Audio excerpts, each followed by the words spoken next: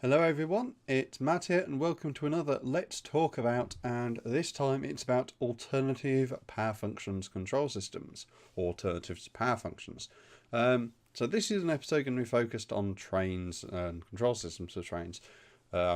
So in effect, LEGO has gone through a couple of different ways of controlling trains through the track with 12 volts and 9 volts. Then we've had the original infrared, I believe, where they had specialised plates for the trains, which were wider than the standard 6 wide body, and the battery box clipped underneath. That was very bespoke. It was just after 9 volts, so it was a little bit flaky. Wasn't as powerful, it seemed a bit weak and all that sort of stuff. Then we had power functions, and then obviously Q 2018, and LEGO unveiled Powered Up, which is their successor to Power Functions, which is now Bluetooth controlled, which means that not only can you use the bespoke controller, but it also means you can use a smartphone. But Bluetooth is a little bit late for LEGO because pretty much every other alternative control system out there has been using Bluetooth for a good while, if not years. So LEGO is quite late to the Bluetooth control party. And the reason I'm making this episode, this is focusing mainly on trains because quite a lot of other YouTubers and quite a lot of other what I'd call LEGO advanced creators or people who know their LEGO parts phenomenally well, know how to use them, know precisely which piece they need for that particular function and that sort of stuff, such as Sariel, for example, who creates fantastic things with Technic.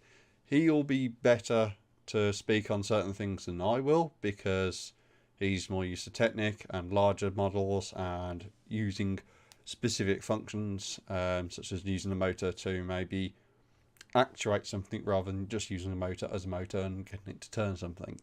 The power function system that LEGO created is good, but not necessarily suitable for what everybody needs of it. The power function system itself is actually extremely limited when you look at it. It needs a direct line of sight for the receiver to actually receive commands. So in effect, you could set it off and cover it up, but then you can't stop it unless you have a way of turning the battery off. You have a maximum of 8 functions if you're using all channels at the same time. Now Sarah did do a video on this, and I would urge you to watch it because it's a really neat way of getting more power functions availability, even though you've only got 8 outputs to begin with. It's a really good system.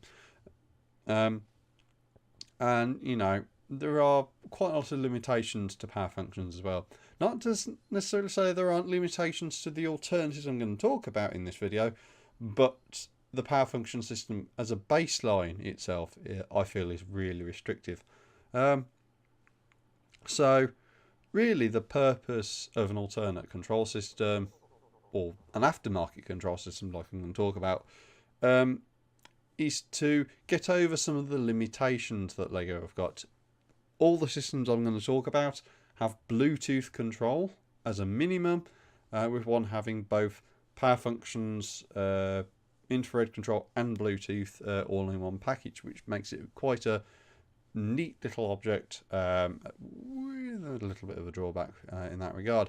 And they may want certain benefits that aren't available through power functions, or might want to do alternate things that power functions is limited in that regard.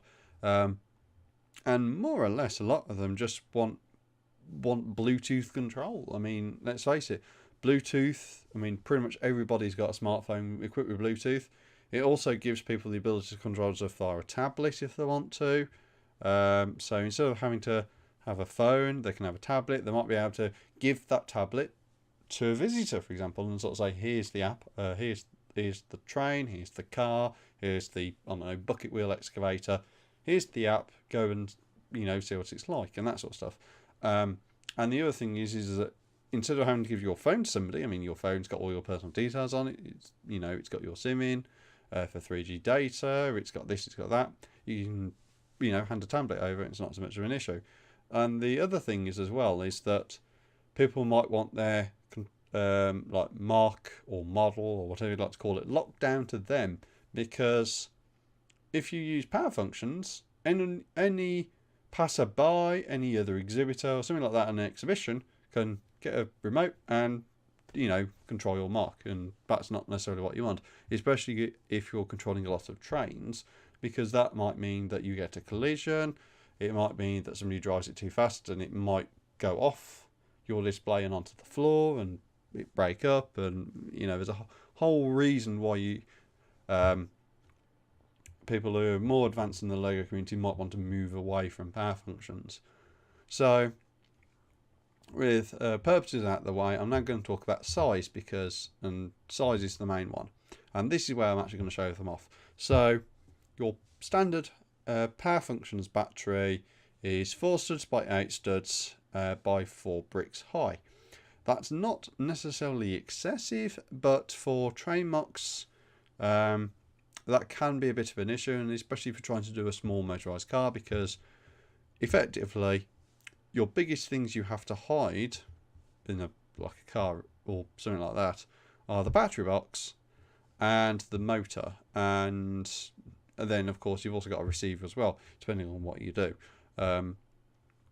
So you know, if you can, you know, control how you're doing it and that sort of stuff, smaller it's even better. So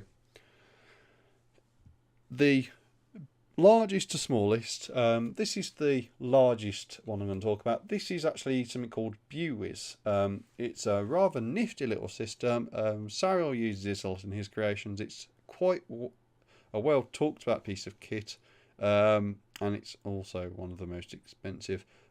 But nevertheless, it is a really nice piece of kit.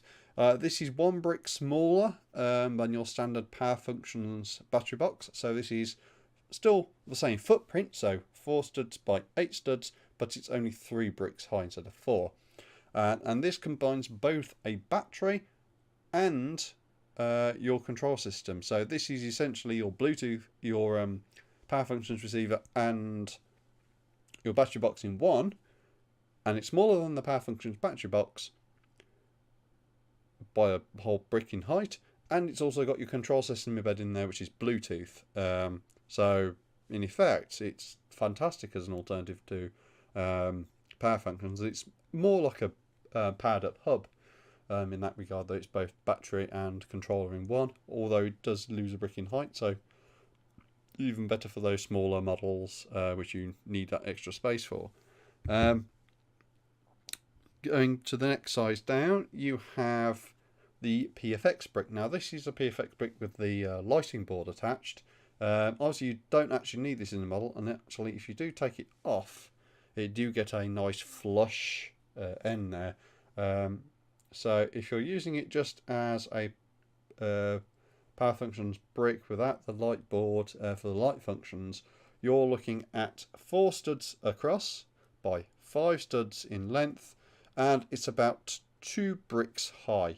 So it's slightly smaller. This doesn't have any sort of battery in it, and this needs, although it's 2 bricks high, you do need a little bit more, because you actually have a Bluetooth receiver just there. So you do actually need 3 bricks in height. So you'd be matching, actually I'll turn this around the other way. Yes, so you'd be matching your BuWizz in height, even though that extra space is redundant. That not necessarily is a problem, because although you have to mount a hollow 1x2 brick to cover that, or maybe 1x4, you've also got your power functions outputs here. So although it is the same height as your BuWizz, that extra space is actually needed for your power functions outputs anyway, so it's not necessarily that much of a restriction in that regard. And obviously as well, you've also got your speaker output here, so obviously you've got to counter that as well. And lastly, we have S-Brick and S-Brick Plus. They both come in the same packet, sort of packaging. In terms of dimensions, it's only the internals that change. This is the smallest one out of all 4, and and it's also the most simplest, and it's also the most power functions like, if you want to use the term. It is 2 bricks, just over 2 bricks high. I think it's 2 bricks and a plate for the tallest piece, and obviously those are your outputs as well. So you get 4 outputs on this, and you also get 4 on the BuWizz, but only 2 on the PFx Brick. And obviously these are outputs as well, so you need to be vigilant that even though it's only 2 bricks and a plate, again, you're going to lose some height with that there. If you're only using your bottom functions, then obviously add a plate or something, and then you just tile over the top or something, or you can just add a tile and then just have to live with the fact you've got some contacts exposed. But this is the smallest one, although you also do lose a plate in height when you're connecting your battery box cable in, because this recess here, there's only enough for 1 plate and the cable's actually 2. So you lose again, so you need a plate underneath too. So you soon see that even though it's the smallest one, you do need to add extra in height and in depth below, just to actually connect it up properly. So there's quite a variation in terms of size. There's also quite a variation in terms of price as well, and price is the big one that a lot of people come to. This BuWizz brick costs, I think it was £117 in total. Don't quote me on that. I will get proper pricing, and there'll be probably something on the screen or in the description about this. And it is the most expensive out of all of them I've seen. But that is counteracted by the fact it's both the control system and the battery box, so you do get in some benefits for that price.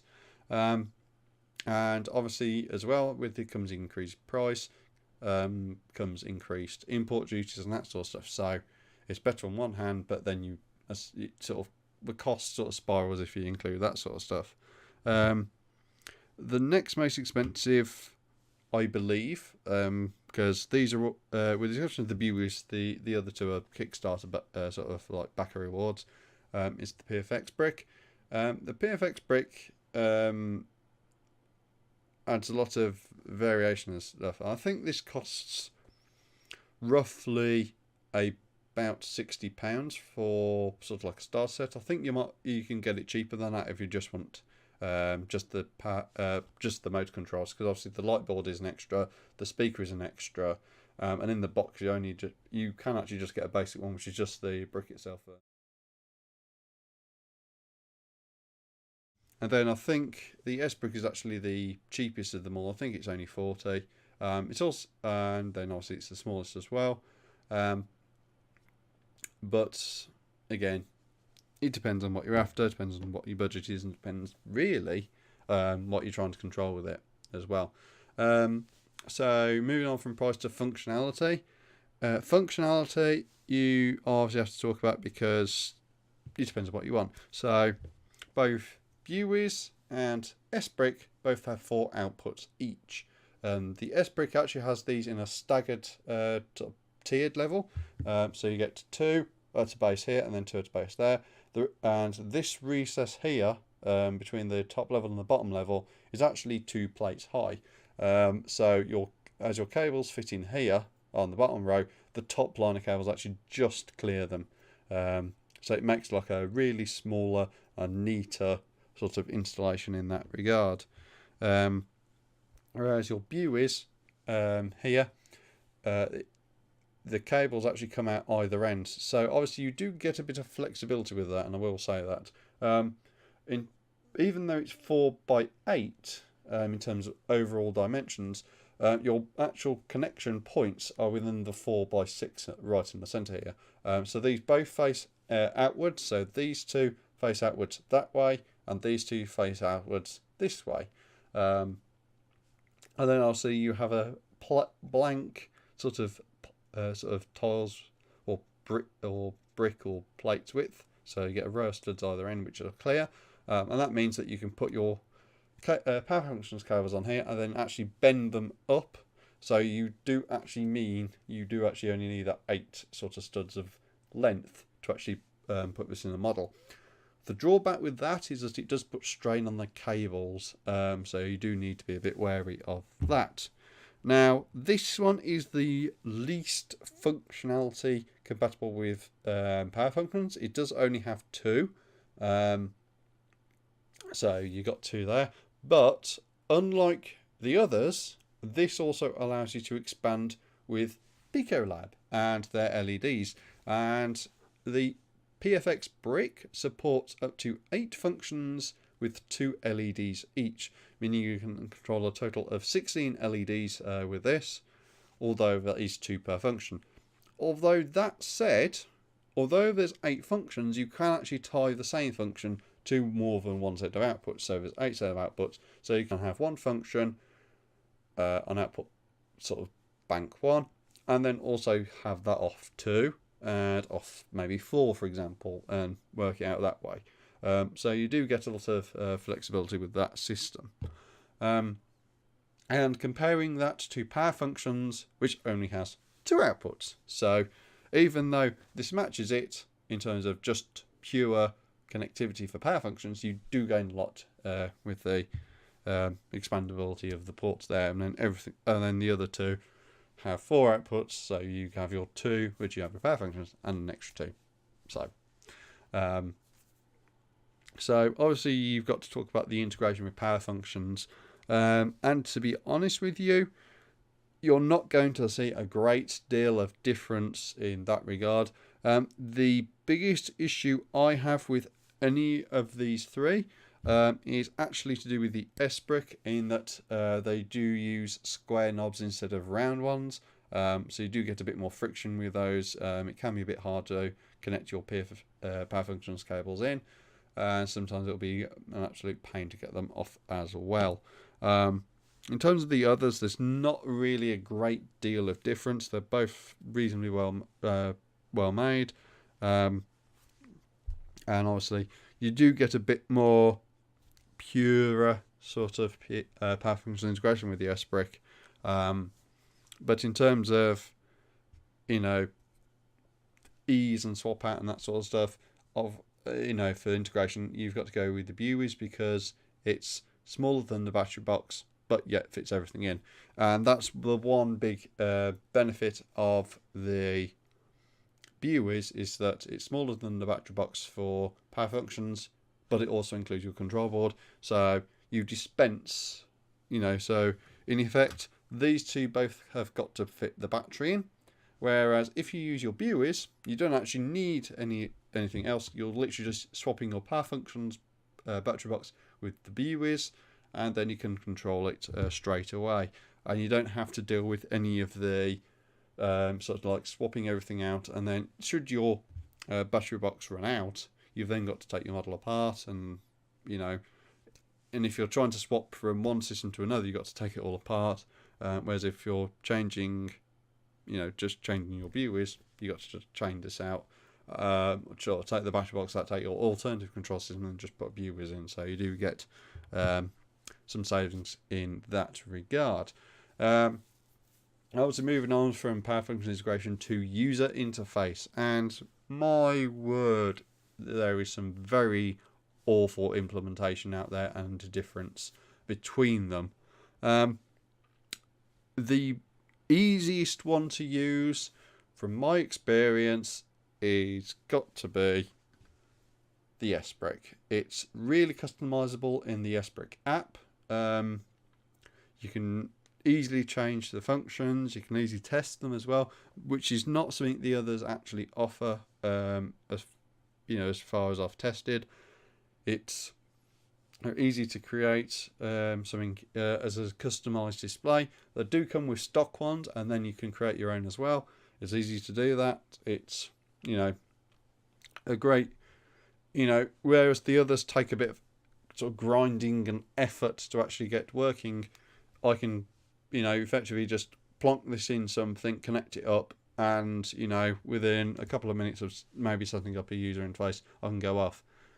I can't necessarily do that with the other 2, and by far the most locked down one is actually the BuWizz. The BuWizz only comes with stock options. It does allow for some customization, don't get me wrong, but out of all of them, in terms of customization from a sort of like more visual perspective, this is the most restrictive in that regard. For the PFx Brick, talking about user interface, I've also got to talk about the PFx app, which you actually use to program this on computers. Obviously, that's not to actually program what you can do with it. That relies on what you configuring it with in terms of motors and what you're doing with your app as well. But in terms of putting sounds on and doing a few other bits and pieces, this it's slightly better than the BuWizz, but it's very inundating to use, and I find that it could be the computer app itself is okay, but could do with a better sort of layout, maybe a bit more of an explanation. There's not really much in the way of a guide to using it. It's essentially you load the app up and it's just like, oh, here it is. Here's what you clearly know what you're doing. Here it is. And it's really, because when I went first in, I was actually absolutely bamboozled with the app, because literally it was just a case of, oh yeah, here's your PFx Brick. And what do I do with it? There's not much. I mean, it's really hard to sort of work out what to do with it. And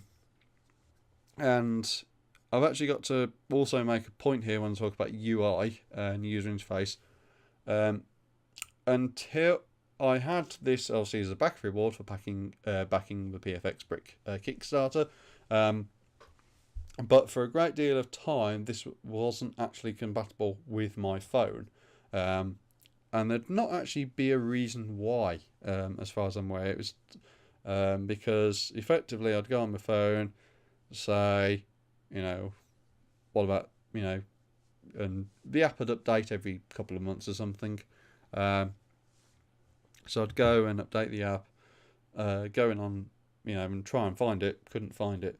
It responded to power functions controls fine, so I knew it necessarily wasn't a functionality problem, and it was something more related to the brick. It turns out that they actually rolled out a firmware update. I think it was November-ish time last year. I've certainly made it in a Suburban Tank update about this, and I think it's been it's either been in the Suburban Tank update, or it's been on a Instagram post, and about having the sound working and all that sort of stuff. And effectively, that sort of irked me a bit about the PFx Brick, is the fact that there's nothing to sort of say why it wasn't working from a user interface perspective. Now, obviously, I've babbled on for quite a while now, and although I did say about this is going to be about power functions and primarily about trains, there are a few other options that train fans might want to consider as well. So they include radio control, and I'm not going to go into a specific manufacturer because, to be honest with you, there's been quite a few model manufacturers that have dabbled in radio control. There's been quite a few aftermarket companies and individuals who've dabbled in radio control as well. And to be honest with you, radio control has been sort of developed anywhere from pretty much a hobbyist to a full-on retail offering. So it's not really my position to talk about radio control. I'm not really one who is, if you like, I'm aware of it, but I don't know the specific ins and outs. One of the options which I'm really interested in seeing, and one which is all about how it develops later, is a system called Loco-Fi. And Loco-Fi is a bit different to the other operating systems that I've been talking about, or controls, in that it's not actually done over Bluetooth, but Wi-Fi. And you may be a bit confused about that. And essentially, instead of having a Bluetooth pairing between your phone or your tablet and your control sort of brick or control system in this case, you actually create a miniature Wi-Fi network with the actual control system, and then your phone connects to that, and then you actually control your loco or your device like that. Now, LocoFi is specifically for locos, and I imagine that there's probably something else out there that I'm not aware of that will also do something similar, but with for Wi-Fi for trucks and that sort of stuff. But LocoFi is focused on trains. It's primarily focused on HO scale, which are trains which are smaller than Lego scale. Lego is roughly what you might consider coarse O, or O gauge or O scale. LocoFi is intended for HO, so it's roughly about half the size. But apparently it's been installed in locos up to G scale without too much of an issue. So, and from what it works off, which is I think 0 to 12 volts, something like that, which power functions works off like 7 or something from the rechargeable battery box. 9-volt runs on 9-volt obviously as a maximum.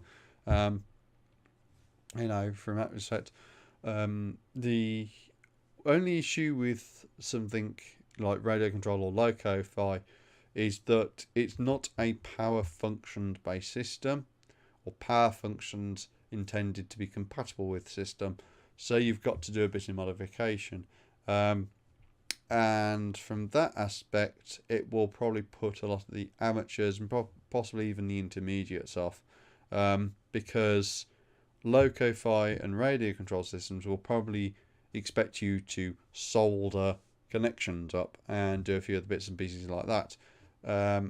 And LocoFi especially is intended to replace a manufacturer's own circuit board and that sort of stuff within a model loco. So essentially you've got to desolder whatever the manufacturer's put in to control the loco and solder your own thing in, which isn't necessarily hard, but it will put some people off, and it's a bit of a fiddly job. To be honest with you, if I'm going to use LocoFi for a mock, and I'd love to use it in, say, a GP7, because then you can use sound with it, and it will, just give it that little extra. And because it's Wi-Fi, it's different to everything else. The only issue from that perspective is the speaker might not be big enough, so obviously it might have to change the speaker, but you've also got to find a way of integrating it in with, say, power functions train motors. So you'd probably have to rig up a couple of either specialist adapter cables, so you might have to cut a power functions cable in half and then do a bit of jiggery pokery with the functions to actually get it to connect to everything else, and then you've also got to connect to a battery box. So it's a big complex subject from that sort of thing, and it's really out of the scope of what I wanted to do in this video. So that's it as far as I'm concerned. If I was going to give a winner to the three, it's going to be really hard. If I was going to go for the best implementation in a small space, quite clearly that goes to BuWizz. In terms of user friendliness, it'd have to go to Brick. But in terms of just pure adaptability and expandability, and the variety of things you can implement with it, I've really got to go with the PFx Brick, just because it's got the lighting function separate and you can connect to most of it without actually impacting anything else. And those light functions and sound functions as well, because it's got the speaker, don't forget, really mean you can actually use it quite a lot better than other things. So if I was going to have to give an overall winner, in terms of what's available, I'd probably have to lean towards Brick, just because it is that sort of more simpler, more purer power function sort of integration on that aspect.